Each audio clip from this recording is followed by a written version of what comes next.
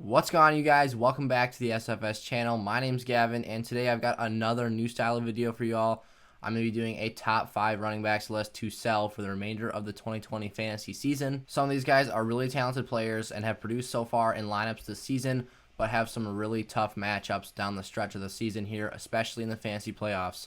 So they're guys I would look to move off of. Before I get into today's episode, make sure each and every single one of you guys has gone down and hit the subscribe button to my channel, as well as turn that bell on so you guys are notified whenever I come out with a new episode. You guys have been awesome. That sub count keeps growing, and day by day we're getting closer and closer to that goal of reaching 1,000 subscribers here on the SFS channel.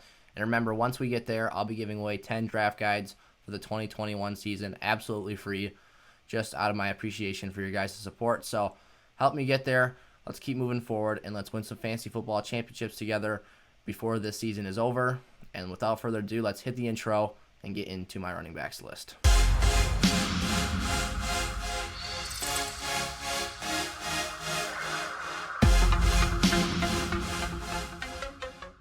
Coming in at my number 1 running back to sell for the remainder of the 2020 season, surprise, surprise, those of you guys who stuck around here on the channel and are frequent viewers know Josh Jacobs has been on my sell high list almost every single week recently, but this is new to those of you guys who are new here to the channel.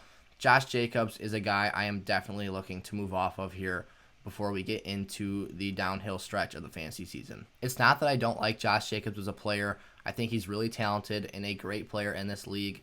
I really enjoy watching him on the field, but Josh Jacobs, in terms of fantasy value in leagues outside of standard scoring, so if you guys have any PPR format in your league, then Josh Jacobs is a player who presents minimal upside for your guys' teams looking forward into the rest of the season. 6 of the last 7 games that Josh Jacobs has played in, he has posted under 14 fantasy points in PPR leagues. And for a guy who's a lot of your RB1s out there, I know a lot of you guys took him in the late first round or early second. Those just aren't the numbers you're looking for to carry your team down the stretch here. You want to be looking at guys who get you close into that 18 to 20 plus point range, guys who have that receiving work that Josh Jacobs just isn't getting. Only 6 catches in his last 4 games, and that's just not productive in PPR leagues. For those of you guys who are looking at him to be that RB1, as I mentioned, I think that he needs to see an uptick in volume in the passing game if he's going to be that guy. And going forward the rest of the season, that's just not who the Raiders are this year. They don't want to do that. They have other players like Jalen Richard that they like to throw the football to more than Josh Jacobs out of the backfield.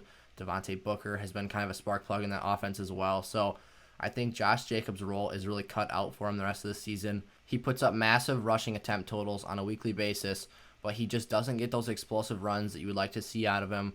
The Raiders are a run-first team, and opposing defenses know that.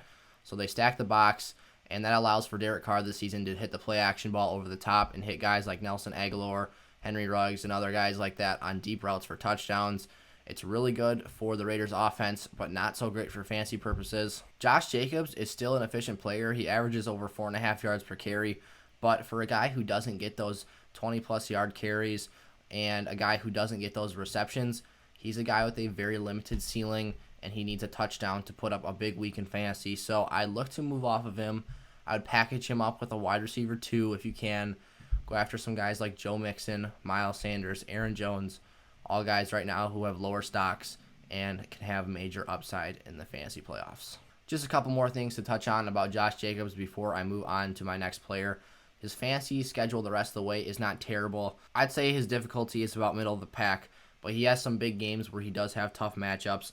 This week, in Week 10, he has Denver, who is one of the top rushing defenses in the league this season. If he is going to put up a bad week right now in Week 10, I would look to move off of him before he hits the field this week, because that could hit his value hard before the trade deadline for many leagues next week. And then Week 14, which is traditionally the start of the fantasy playoffs for a lot of leagues, he has Indianapolis, and Indianapolis is the best defense in the league this year. They are very sound, and they make you just pound out drives, very short gains, lots of punts, and that's a team that could straight up end your season if you have Josh Jacobs as your RB1. Going up against Indy with him in that RB1 spot is going to be hard to make it out against. He's going to need a couple scores because his yardage total is going to be minimal, and like I said, he doesn't get those explosive plays, and he won't against that team, so I would move off Jacobs as soon as you can. Another guy who I've gotten pretty accustomed to putting on my sell high list in one of my other videos that I put out on a weekly basis, but another guy I definitely think that should be on the top 5 running backs list to sell here is Todd Gurley, the Falcons running back. And Todd Gurley has been a very productive player in fantasy this season. He has wildly outproduced all expectations for him coming into this year. He's been great, but looking forward into his schedule the rest of the season, he has some really brutal matchups. Todd Gurley, the rest of the way, has a bye week in week 10, so his value is already going to take a bit of a hit, so I'd move off of him this week if you have the chance. Week 11, he's got New Orleans, one of the top rushing defenses in the league, hasn't allowed a 100-yard rusher in a couple years. And then week 13, he's got the Saints again. And then if we look into week 15, the fantasy playoff semifinal, Todd Gurley has the Tampa Bay Bucks, who are also one of the league's most stout run defenses. And if you guys are in leagues where the championship is week 17, a little bit unusual there. It's usually week 16, but if you guys do have that week 17 championship, he faces Tampa again. Those are 4 games on the schedule you don't want any part of. Todd Gurley, on top of that, only has 1 game over 100 yards this season, and only 2 games with that 100-yard game being included with 63 or more yards on the ground. What that means is that Todd Gurley has been a very touchdown-dependent player so far this season, and when the matchups get tough and he's not able to get in the end zone, he is going to put up terrible fantasy weeks. He has 9 touchdowns in 9 games so far this year, and when he doesn't have that touchdown volume, he is going to struggle. I don't know if any of you guys are Falcons fans or have watched a lot of their games this year, but you guys know they are also taking measures to reduce the risk of him re-aggravating that knee. They usually rest him for a couple series a game and have Brian Hill take over, so Todd Gurley has limited reps there. Another reason to move off of him now. Right now, what the numbers are telling you in regards to Todd Gurley, I believe he's RB 7 or 8 right now in half PPR scoring. He's got all those touchdowns on his weekly numbers, so he's got some really nice games. He's suited up and played in all games that he's been able to participate in this season. They're telling you that Todd Gurley is a top fantasy back this year, but I'm telling you guys, please sell on him. The numbers are a little bit skewed. This is a very unusual season for a guy with all these risks and these tough matchups. They can come back to bite you down the stretch here in the fantasy playoffs, so moving off of him now is key. My number 3 running back to sell here in fantasy for the rest of the season is a guy I touched on in my buy low and sell high candidates list for week 10 action that I just put out yesterday, and that's James Conner, the Steelers lead back. James Conner this year has been excellent. I had a lot of red flags for him coming into this year. I thought he was injury prone and was going to struggle to stay on the field. He's been dinged up. I think he had an ankle sprain or so, but he has not missed any action.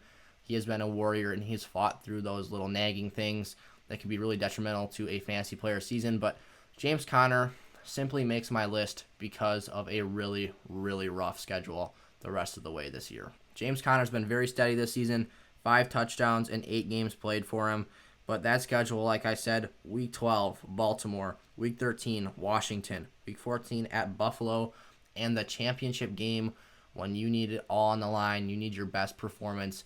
He's got Indianapolis. And like I talked about with Josh Jacobs, that is not a game you want on your schedule in the fantasy playoffs.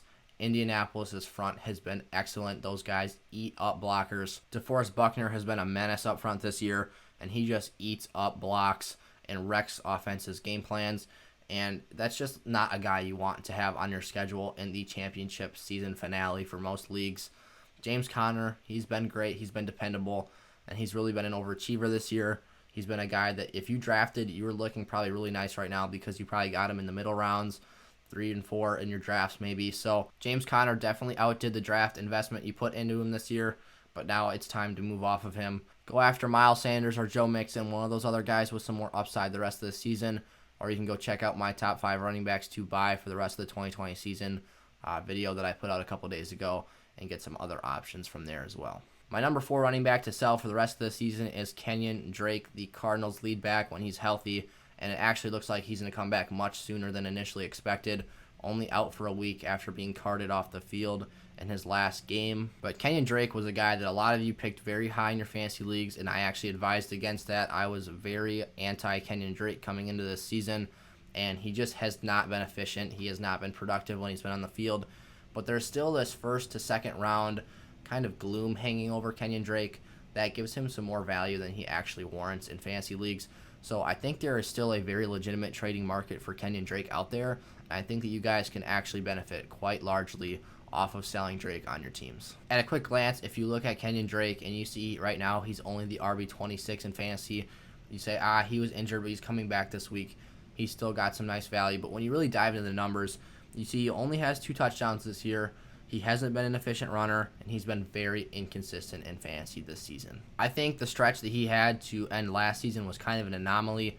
I think that those numbers were very skewed and not reliable numbers coming into this year. I didn't think that they were going to show up for a second straight season. That Cardinals line was not good at run blocking, and then as soon as he arrived there, all of a sudden they became world beaters, and these just great linemen that were plowing through guys, and I just didn't think that was going to be sustainable coming into this year. Going into Week 10 here, Kenyan Drake only has 3 games this season, scoring over 12.5 fantasy points in half PPR scoring, and that's just not good enough. You need a guy who's going to give you 12, 14, 16-point games on a consistent weekly basis out of that RB2 spot on your team, because that's what Kenyan Drake frankly is the rest of this season. And he's got some tough games, again, like all the rest of these players coming up on his schedule down the stretch. Some notable games here on the schedule I think Kenyan Drake could struggle mightily against.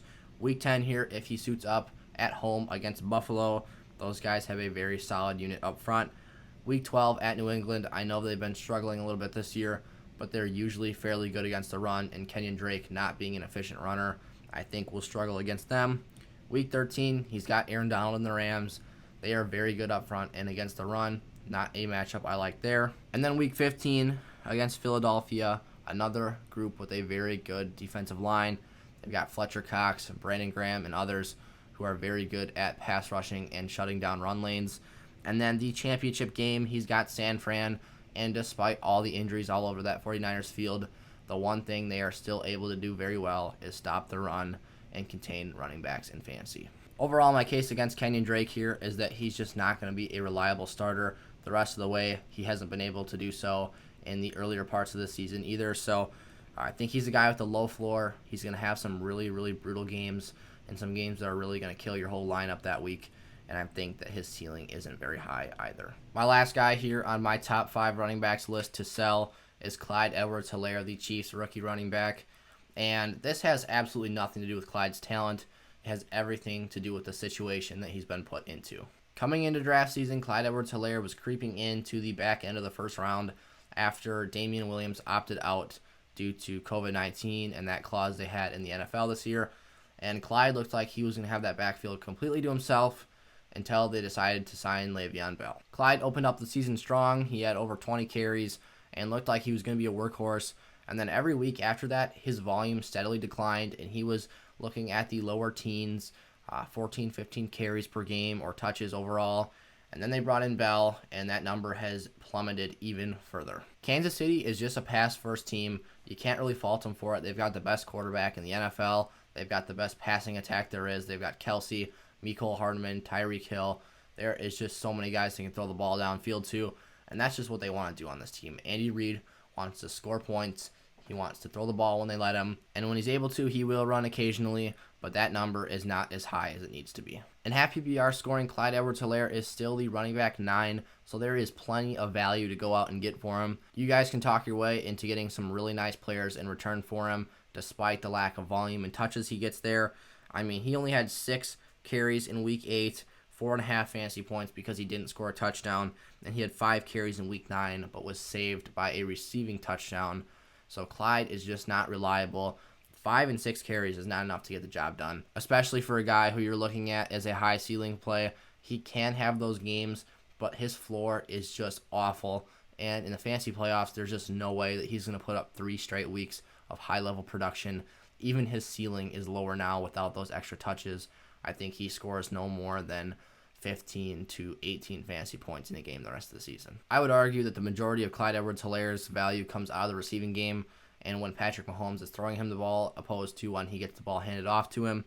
But that is still a part of his game. Difficult matchups can still impact his fantasy value going forward, and he's got Tampa Bay in Week 12 and New Orleans in Week 13 that are very tough matchups. So any touches he gets in that game on the ground are going to be less valuable because of how good those units are against the run. Clyde can still catch passes in those games, but I just think that his ceiling and floor are a little bit shaky, and he's not a guy I would want to depend on the rest of the season. So I'd go look for a trade partner and to move off Clyde. He's still very high up there and considered an RB1 because of the numbers he put up earlier in the season. But right now, he's just not reliable anymore, and I think you guys need to move off of him. those are my top 5 running backs to sell for the rest of the 2020 fantasy season. If you enjoyed today's video, make sure to like, comment, and subscribe to the channel and turn that bell on so you guys are notified whenever I come out with a new video. And if you guys have any questions, make sure to put those down in the comment section below, and I'll be sure to get to each and every single one of you guys. And if you want to hear any more of my trade talk for Week 10 and the rest of the fantasy football season, go check out one of my previous videos from earlier this week. I'm doing a lot of trade talk this week, and I'll have some more videos coming out at a later date, probably Wednesday and Thursday. I'm going to have some more stuff for you guys, so stay tuned for that, and I'll see you guys next time. Peace out.